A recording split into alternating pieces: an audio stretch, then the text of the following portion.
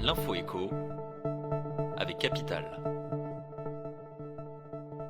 Le chiffre du jour, 3,7%. Voici dans le meilleur des cas le taux que devrait atteindre l'inflation en 2022 selon les prévisions de la Banque de France. Son retour, déjà amorcé en fin d'année dernière, devrait s'accentuer avec la guerre en Ukraine.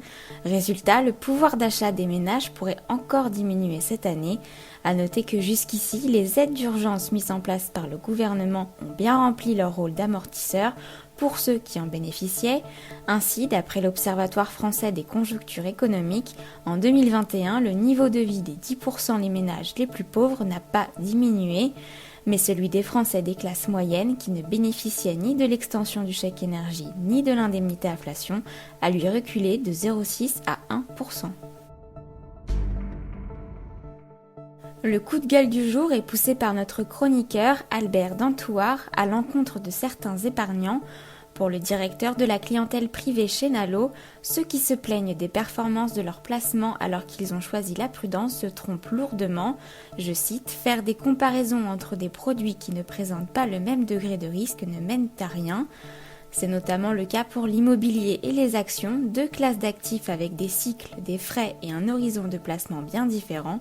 Pour éviter de comparer des choux et des carottes, Albert Dantouar recommande d'accepter une rémunération ponctuellement moins élevée si vous n'êtes pas prêt à accepter une prise de risque, de diversifier votre patrimoine et de conserver cette allocation dans le temps, même lorsque l'herbe paraît plus verte ailleurs.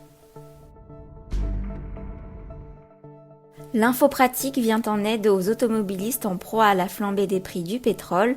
Pour les aider à faire des économies à la pompe, Capital a récolté les données fournies par le ministère de la Transition écologique pour référencer la station-service la moins chère en diesel et en essence dans chaque département de France métropolitaine, avec deux constats à la clé.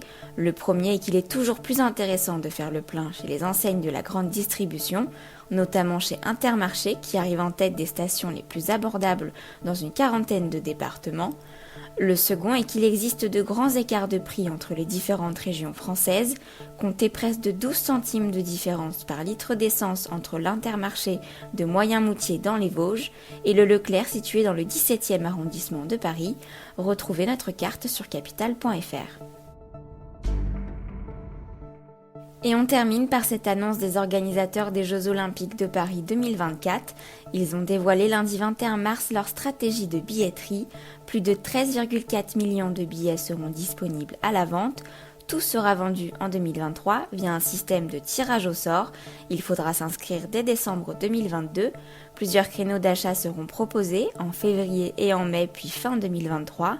Niveau tarif, 1 million de billets olympiques sera vendu à 24 € et ce pour tous les sports. Au total, la moitié des billets seront vendus à 50 € et moins. Pour le président du comité d'organisation des Jeux, Tony Estanguet, l'idée est d'avoir, je cite, des jeux ouverts au plus grand nombre, populaires, fédérateurs, avec un grand volume de billets à des tarifs accessibles pour tous les sports. C'était l'info écho avec Capital.